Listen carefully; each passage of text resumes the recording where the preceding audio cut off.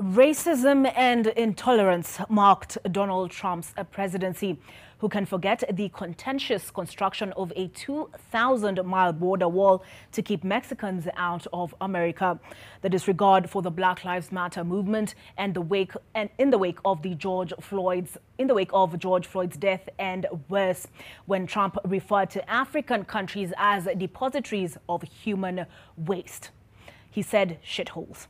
Gina Kiruri now looks at how Biden's win will affect race relations and immigration, particularly between Kenya and the U.S.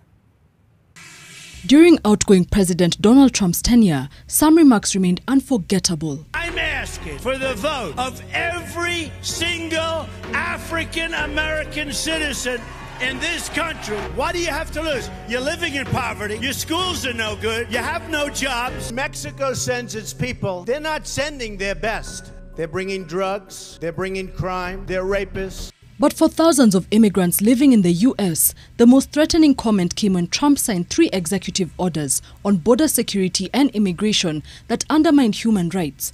For Monica Macharia, a Kenyan living in the U.S. with her family for the past 9 years, this was a disturbing time. News was not anything to watch, nothing to look forward to. Hearing the president say that he doesn't want immigrants coming to America is sad, because America is full of immigrants.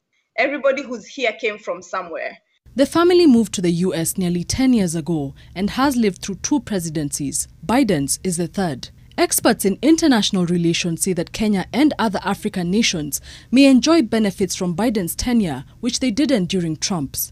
Donald Trump was a disaster to himself and to the United States, and then to the rest of the world. We shall not have that overt insult like the one Trump was known to have when he called Africa and the Caribbean countries depositories of human waste.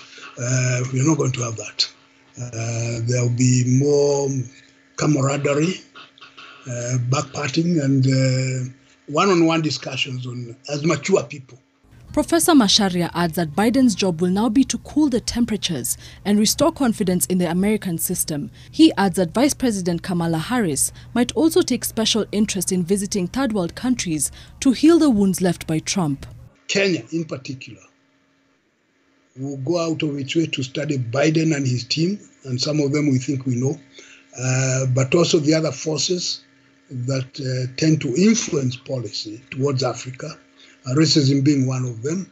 Biden's presidency has reignited the hope that Monica and her family first had when they moved to the U.S., and that their children will experience an even better future. I do want my kids to be raised in a country where they know they can be leaders if they want to, and their background will have nothing to do with that.